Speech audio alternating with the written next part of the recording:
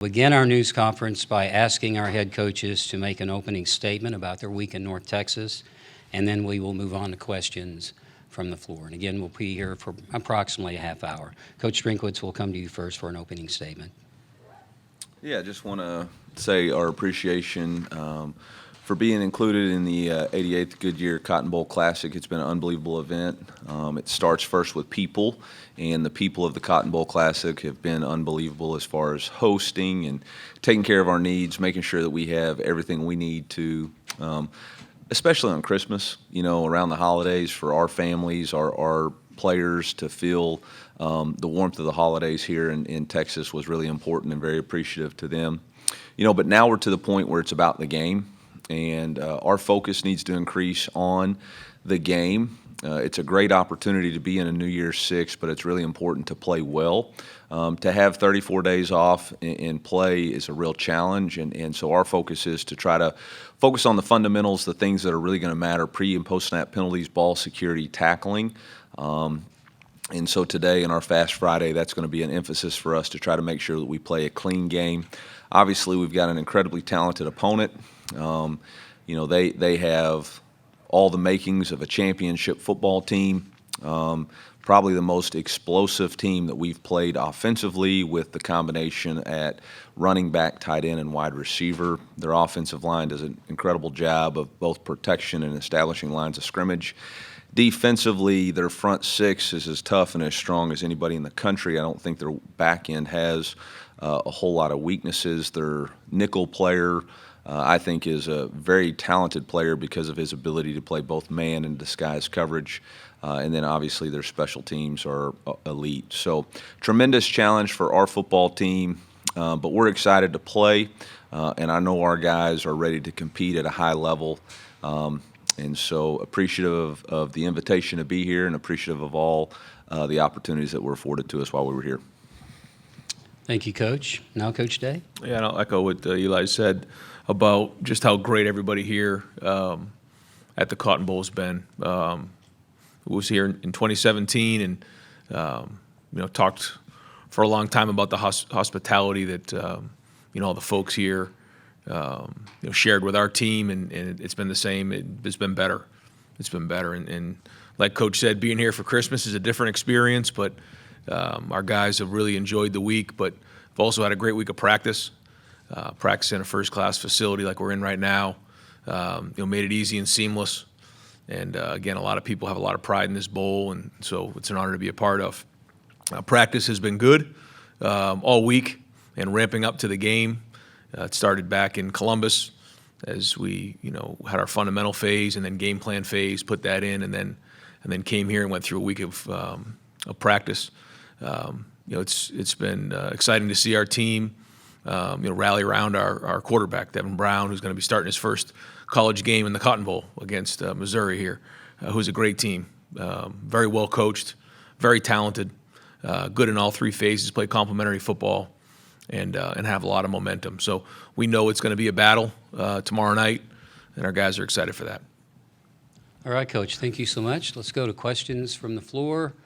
Remember, raise your hand, the microphone will come to you. And I think our first question will go on Coach's left here on the aisle.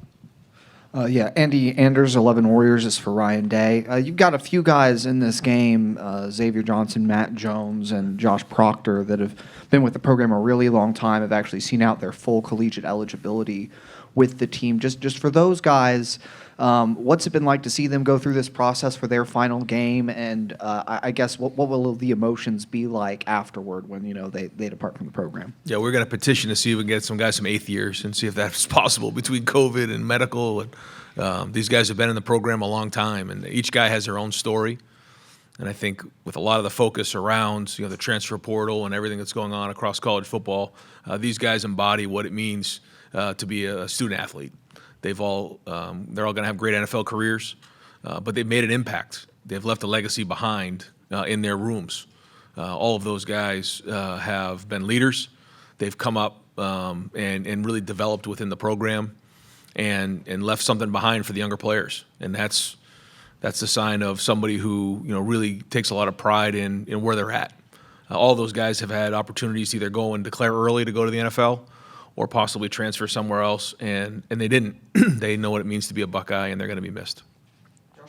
Josh Proctor specifically, just his story, battling back from season-ending injury, how last year went. Just what does his story, I guess, say to you, and what does it maybe say to other players for the future? Yeah, resilience, perseverance. We have our senior tackle, and Josh got up in front of the team and shared some things that were private, but he just kept putting one foot in front of the other, and now you're seeing him play his best football. Always believed that Josh was one of the most talented guys coming out of high school, and now he's put it all together after going through a lot of adversity. Certainly the injuries were well documented, but he stuck with it, and he's resilient, and he's stronger for it. And not only is he going to have a great NFL career, but he's going to be a great husband someday, a great dad. And I know he wants to play his best football and finish this thing the right way tomorrow night. Let's go here on the right side, right here. Joey Kaufman, Columbus Dispatch. Question for both coaches. This is the first year for bowl games where you can use the helmet technology for communication. Was that something you guys will take advantage of? If so, if not, why or why not? Yeah, we spoke about this, had a discussion about it, and I think we both agree. I don't want to speak for you, Eli, but that down the road it makes a lot of sense. But to try to, with everything going on right now, to try to manage a game without having done it all season, we felt like it was probably something we want to have a spring practice and a preseason to work through because of the unintended consequence for something new, a new variable. I don't know if you want to add anything to that. Yeah, December's got enough challenges for us to try to figure out how to communicate on the sideline, and get the communication in was just something that didn't make a lot of sense for us. And so, Coach Day and I have a good working relationship, and made a call and decided that made the most sense for us. Go on the front row here on the left side. Yeah, Bill Rubinotto also from the Columbus Dispatch. For both of you, particularly Ryan, this is the last year of basically every game is a must-win. Next year you go to a 12-team playoff. Probably the pressure to win every single game will be a little bit lessened. Obviously you have responsibility to win every game, but how different do you think it'll be next year, knowing that not every game is everything? You want to start? Coach Drew? Yeah, I don't know what world you're living in, man. College football, every game is everything, and I don't think that's ever going to change. Everybody expects to win. The players expect to win. The fan bases expect to win, and the coaches expect to win. And so I don't think you'll sense anything really different. I think the margins, especially after what happened to a couple of teams not making the playoffs this year, yeah, there's going to be some teams that can get in with maybe 10 or 11 wins, but there's still going to be the which game did you lose and how did you perform and all that different stuff that are going to be variables. So I really don't think the pressure will change any, in my opinion. Agreed. But I think the four teams that get a bye in the first week will be significant. Yeah. So I think that'll be important because of the length and number of games that are going to be coming. Certainly our focus is on finishing the season now, but when you do look ahead, I think it's going to be important to be playing your best football down the stretch. When you look at teams who make runs in the NFL playoffs, they'll go through stretches where they'll lose 2 or 3 in a row, but if they get hot down the stretch, then they end up winning the Super Bowl. And so I think the first thing is, it's going to be important to try to get that bye, but the second thing is you got to be playing your best football down the stretch, and I think, the healthier team will be critical. More leeway to maybe let a quarterback develop early in the year, or kind of maybe experiment a little bit, knowing that, if you lose in week 2, it doesn't disqualify you? I think it's an interesting question. Haven't quite thought of it like that yet. We'll kind of cross that bridge when we get there. But I do think more than ever, you're going to be wanting to build your team up as the season goes on. Swing back to the right side. Cameron T. with The Athletic. Ryan, this question's for you. On Devin specifically, the year he's had from the injury in the spring where he couldn't play in the spring game, the competition, getting injured during the season, how has that year, the ups and downs, everything he's had to go through, prepare him for a moment like this and for potentially being quarterback in the future as well? Yeah, I think Devin has always had his mind that he wants to get on the field. He's been competitive since the day he stepped on campus. I know he's looking forward to playing in this game. I think he's also seen big games. He's been around it. He's seen a couple different quarterbacks play ahead of him, so he knows what the preparation looks like. And he was right there with Kyle in the preseason. We've talked about this before, and then got him in a little bit in the a couple of the games just to kind of get his feet wet, and then he got hurt in the Penn State game, and so we weren't able to get him in the game as much. But we were ready to put him in the game, a few times this season, and you saw him play a little bit. But now he gets an opportunity to play a whole game, and so I mean he's prepared at a high level, and the guys believe in him because of what he's done the last few weeks in practice. Okay, on the front row, left. Natalie Jones, ABC 17. Eli, I was talking to Brady and his parents before we came down here, and he said he remembered, 10 years ago watching this game on TV in St. Louis. What has he communicated to you as far as how much this is a full circle moment for him? Yeah, I think Brady, obviously growing up in the state of Missouri, wanting to play for the university, battling through adversity throughout his year last year, now having an opportunity to lead a New Year's Six Bowl is exciting for him. You can tell the level of focus that him and Cody have displayed all week. They're really here to play and play well. And, they've taken their preparation seriously. They've been going to the sauna in the morning over at the Anatole Hotel, so that was a nice perk for them. So, they're very focused and want to play at a high level in this game. Okay, now on the right side. Yeah, Tim May, Letterman Row.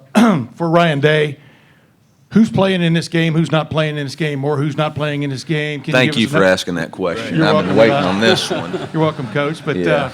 you said you'd tell us sooner or later. Is Marvin Harrison Jr. playing in this game? Tommy Eichenberg, et cera. You usually ask like 3 or 4 questions, so Well, let me add this last. I'll wait for the second and third because Yeah. we're not going to answer the first one. Oh, okay. Really, you're not answering. No. Like I Marvin said, had been practicing, is what we've noticed. So. yeah, like I said, I feel like those are decisions that the players make, they and their families, and so I never want to be the one to go out and put it out there, and Yeah. so I want to respect that, and I think our guys have been great and professional, and these guys want to win the game, so we'll know here in about 24 hours. But Marvin, whether he plays or not, what is the legacy? What is he leaving at Ohio State? Marv's been a pro ever since he stepped in our building, and it started. Everyone wants to talk about his dad and everything like that, and what he's done, and being a Pro Football Hall of Famer, and he certainly did a great job raising his son with his mom. But Marvin's his own man, and he had big shoes to fill. He's got his father's name, but from the minute he stepped in our building, you knew that he was going to be a pro. The hours and hours and hours he spends on that jugs machine, the hours he spends in the film room, the way he takes care of his body, everything about it has been a pro. His professionalism. There's been times where after a game, I'll come over to the facility, and maybe it wasn't even a drop pass.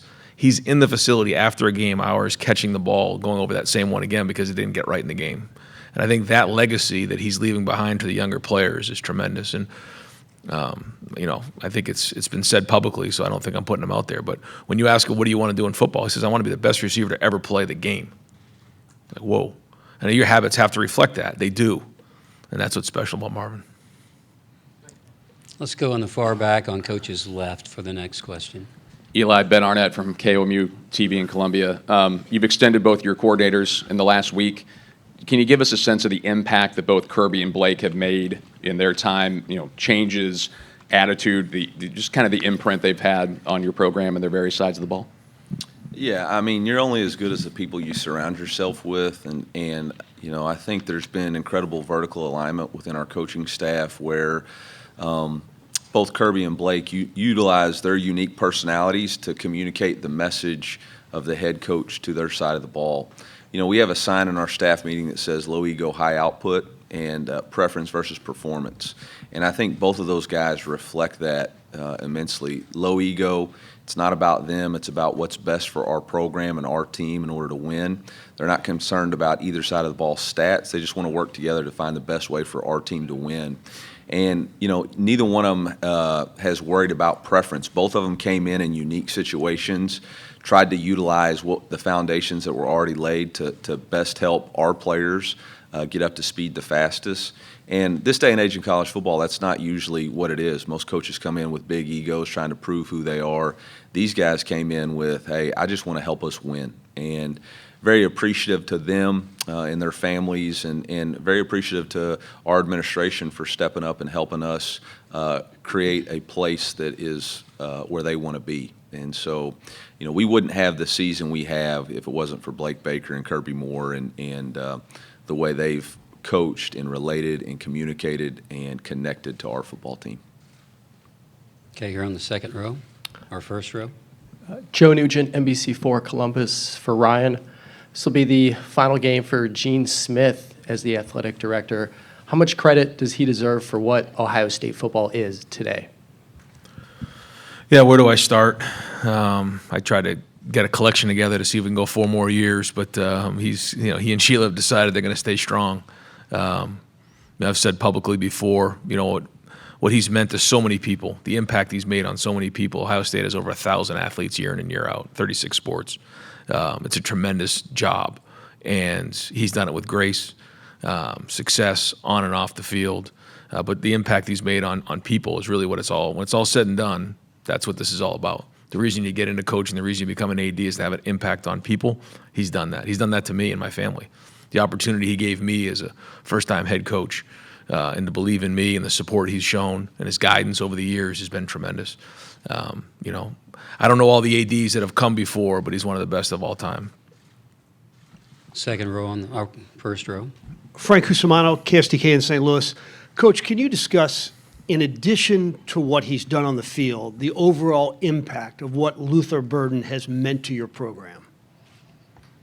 Yeah, it's going to be hard to measure as of right now, but I will say, 2 years ago we were a 6-6 program that, for me, frankly, had a lot of talk but not a lot of results. And for Luther to choose to come to the University of Missouri when he had some other opportunities, and then for us, not only for our program to back it up, but for the state of Missouri to back it up through NIL and other opportunities to market Luther, I think it's created a place where other players know, hey, I can go there, create my own brand and value for myself at the University of Missouri. I don't have to go somewhere else outside of the state. Resulted this year with Williams Nwaneri, who was consensus #1 D lineman in the country. Well, I shouldn't say consensus.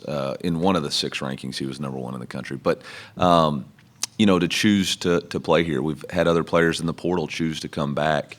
And I don't think that would have happened had Luther not chosen to come here. And then I can't say enough about the maturity and growth that he's made as a player off the field. Last year he relied mostly on talent. Now he's relied on preparation. And when preparation and talent come together, you have an opportunity to be a special player. And that's really what's happened with him. Okay, here on the front row, here on Coach's right. Aaron Ladd, KSHB 41 out of Kansas City. Wanted to ask about your big three. You talked about Brady, you talked about Luther. Add Cody Schrader in there. Yep. What impact did those 3 make on getting you to this point? What impact will they make on the game on Friday? And then specific to Luther and Brady, what impact do they make going forward? Yeah, it's going to be hard to say, but those 3 together have had a tremendous impact on our team. And I think it's been because of the dedication that they've put in outside of just the games. Their work ethic, their preparation, their lifestyle outside of the game of football reflects on the field. Cody Schrader is one of the best stories in college football, a young man who bet on himself, walked on from a Division II school, started 8 on the depth chart and worked his way up to being a complete running back, a guy who I believe has an opportunity to play in the NFL. And means nothing more to him than to play for his teammates. And the connection that him, Brady, and Luther, and Theo, and Javon, and X, and Armand, and Cam, and Connor have is pretty special to watch. I think the coolest thing about all 3 is they really don't care who gets the credit. They just want to win. They just want to win football games. And there's been games where Cody's the man, and we celebrate it, and there's been games where Luther's the man, and it was celebrated. And I think at the end of the day, that's what's made our season so much fun, is there wasn't the drama. There was just, let's win, and let's find a way to win. Let's go toward the back here on the outside aisle, right side. Clint Schweitzer from Starcade Media. Coach Drinkwitz, this has been a very, the team has been so tight-knit all year, and to culminate here with an event like the Cotton Bowl versus the last 2 years, playing in bowl games that were before Christmas, spending the holidays together, what has that meant for kind of team chemistry and the camaraderie that's existed all season? Yeah, I think it's just been a fun way to finish off the year with an opportunity to play in a New Year's Six Bowl and spend some more time together, quality time, to have Christmas morning together as a team, something they'll always remember and be able to share. I think it was a great ending to a great season. Okay, let's move back to the left side. I think the mic's on the third row, okay. Tyler Danberg, Scarlet and Gray Sports Radio. Ryan, in what ways has the offensive line made strides this year, and what needs to improve tomorrow night? Yeah, I think we found our identity in the run game probably about midway through the season. Certainly getting Trey back made a huge difference. That was a big part of it as well. And then it started to flow from there. This game's going to be just like any other game. It's going to be one up front, and so our guys have to play well. But I feel like, that last third of the year, we started to pick it up in that area. We understood, what we were up front, what our backs could do. And so then I think we grew from there. Plus, you had, Josh Simmons, who came in the summer, hadn't played at a Power 5 school before, was learning the offense. We had a redshirt freshman at center. And then Josh Fryer was really a first-time starter at right tackle. So I think they gained more experience and got better as the season went on. Next question comes from the left. Ari Wasserman with The Athletic. This is for both coaches here. Eli, you mentioned earlier on in the press conference about all the stuff that you guys had going on in December. I was just wondering, if you were in charge, both of you, of the recruiting calendar, what would be the thing that you would change about the way things are going right now in that realm? I mean, that is a loaded question. I don't know that there's any one thing that has to be changed. I think there has to be a collective group that gets together and decides that really we have to rearrange a lot of it. There's no other, we've talked about the 12-team playoff. There's no way possible for us to have a 12-team playoff next year and be recruiting in an open period and have transfer portal additions and subtraction going on and preparing for a game. It's just not possible. So there's going to have to be a reset of college football, looking back, okay, this is what we've become now. Right now we've got like a wheel with a bicycle wheel, and we've taken the middle part right out. And then we just decided, all right, we'll just see how it figures out. We got to start all over and build it back out again, and it's going to start with having to figure out the calendar. I don't have a simple answer for you. It's not as simple as, well, we'll just move signing day. That's got consequences. The reality of it is the decisions that have been made have not been thought through about what are the unintended consequences of just saying, all right, we'll have 2 transfer portals. Now you got players who are making decisions about leaving a university, life-changing decision before they've even finished their finals, which again is a big deal. We're here to, like Coach said, we're here to influence and impact people, and the number one way we can is for them to get an education. I firmly believe in our guys receiving NIL and receiving payments and making financial gains through playing the game of football. I think I've been adamant about that. But I also understand that getting a degree is going to be significantly more important for them in their future. I think not only for having that and being a positive contributor to society, but for a lot of these guys, they're going to be the first in their families to get a degree. And now they change the trajectory of their family tree forever, because now it's a standard for that person's family to go get a college degree. And so, again, unintended consequences of all the things adding up into 1 month, and it's just not possible for us to continue forward with this cycle. Yeah, I agree with really everything Coach just mentioned. I think when big decisions like this need to be made, we struggle in college football because everyone's coming at it from a different point of view. I mentioned this before. Coach has got his issues. We have our issues. Different demographics, different size of school, Group of 5, Power 5. But we've got to figure out a way to make, first off, December work. December's not working. And whether that means, coaches don't go on the road in the month of December, moving the signing date has got to be looked at, but it's not that easy, because I don't have a date, because I know what the issue is. You do it in the summer or you do it in June, and there's coaching changes. Now all of a sudden, when would that date become available?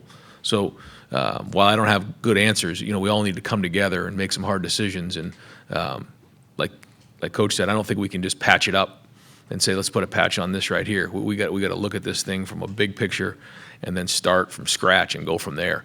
And there's a lot that goes with that. We'll stay on Coach's left, toward the middle. Patrick Murphy with 24/7 Sports. Ryan, yesterday Cade was talking to us about he's going to play in the game, but he may not play the normal amount of snaps. When I know you're not going to go into detail on how guys will play, but balancing guys like that, upperclassmen that are maybe playing their last game versus getting young guys opportunities in a game like this, how does that work in your mind? Well, we want to win the game. That's the number one thing. So we're going to go in and do everything we possibly can to win the game. And then go from there. But there are going to be some opportunities for guys to take on new roles in this game, different than has been this season. So excited for them, and we've seen that before. You think about the Rose Bowl a couple years ago where, Marv and Meck went into the game and, did a great job that freshman year, and it really built momentum into the offseason for them. So, both. I mean, I think, guys are going to play and we're going to win the game. That's the number one thing. But at the same time, opportunity for some younger guys to get in there and build some momentum for their future. Now on the right, second row. Joey Van Zumeren with Fan Nation. Eli, a few weeks ago you talked about how because you weren't calling the offensive plays this year, you're really able to focus more so on your relationship with players instead of just the X's and O's of the offense. Can you talk a little bit more about just your change in your coaching approach this season?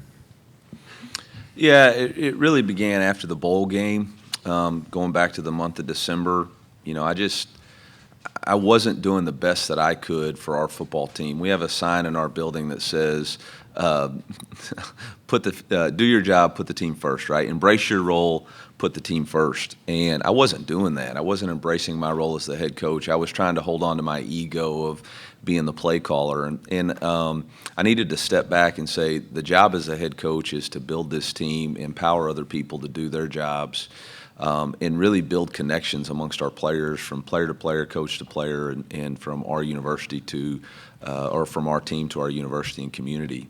And it begins with investing in your guys, and I just didn't have the time that I needed to do that. And so that really became my mission. How could I support our strength and conditioning athletic performance? How could I be around our players more? How could I engage our coaches more in a real way? How could I engage our players more in a real way?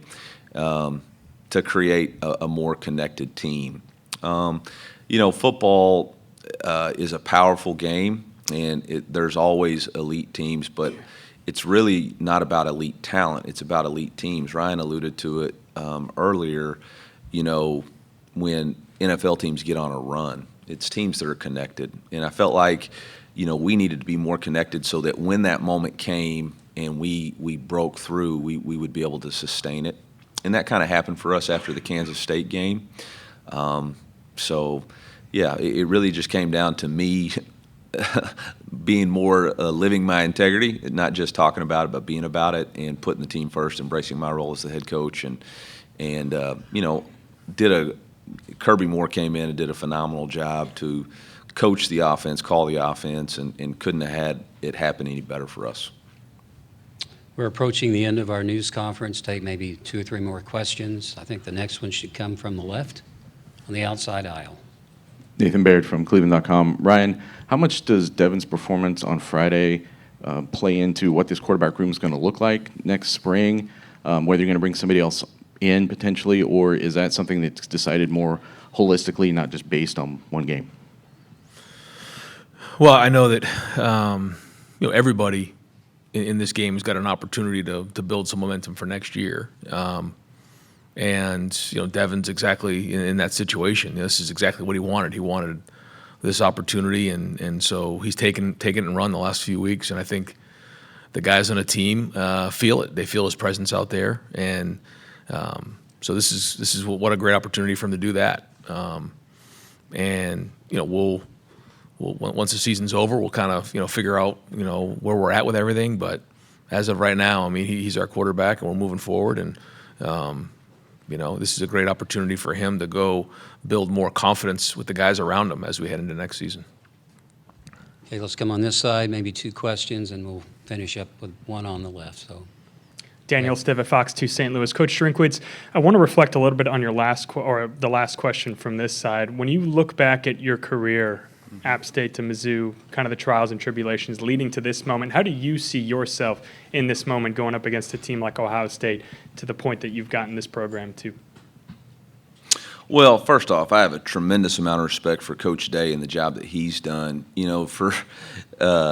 When they introduced him today, the reality that in every year that he's been a head coach, he's played in a New Year's Six Bowl or the College Football Playoff is about the most impressive thing I've heard in coaching. When you get to the top, the win's twice as strong. And so for him to be able to sustain excellence while people just assume that happens, it's incredibly hard to do. And so, they're a blue blood for a reason, but it's not just because they have just because they're the Buckeyes. It takes strong leadership, and Coach Day has set the tone for leadership, not only in the Big Ten, but around the college football world. And so for us to have the opportunity to match up against them, we know it's a tremendous challenge, but it's one that we're ready to embrace. We play in the SEC. We know what tremendous challenges are. The one thing when you watch their tape is you see a team that is very similar to the elite teams in the SEC. They're built in the trenches. They have dynamic playmakers on the outside. They're going to play man-to-man, in your face, check your breath defense, and you're going to have to make plays. And that's the way we designed our team with Theo, with Luther, with our quarterback that can create with his feet. So, it's going to be a tremendous matchup. We're going to have to do the things that we know to do, which are to play clean football before and after the snap. We're going to have to be great tacklers. Their running back is an elite player, and we're going to have to limit takeaways, and we got to take care of the football. So it's going to be a tremendous challenge, but we're excited for the opportunity. I mean, this is why you coach college football, to get an opportunity to play against teams like Ohio State. Okay, 2 last questions here on the right, outside aisle. Yeah, Rob Aller, Columbus Dispatch. You've both referenced the changes that have happened to college football, and more are coming, I'm sure. To look at it big picture, Chip Kelly was very vocal about what he thinks where the game should go, separating into larger divisions. Just curious what you think of his comments, where you see this sport going. Man, I'm just trying to beat Ohio State. I just listed all the issues with going against their game plan. He lives on the beach, man. I mean, he's got time to look at the waves and figure out this stuff. I'm trying to figure out what my kids are getting for Christmas, and I had no idea. So I don't know where the game's going. I know it's the greatest game in the United States of America. College football is unbelievable, and it's an opportunity for young men to get to do something that they wouldn't get to do outside of the game of football. God's given them an incredible gift and talent to play the game at such an elite level, and I just don't want to see it disappear. And I do think that there's been such a grab for the finances, the financial part of it with the TV stuff, that we've lost a little bit of why we're doing it.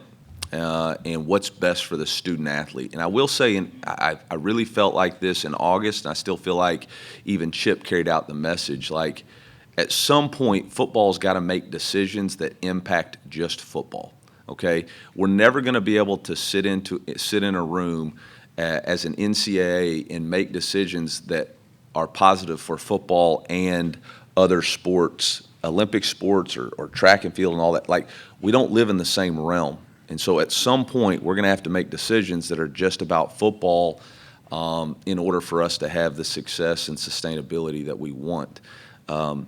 For student athletes to have to play a soccer game all the way across the country on a Tuesday night and then come back and take a final the next day, that's really challenging. And that's a really tough, because at the end of the day, those are football decisions that are being made.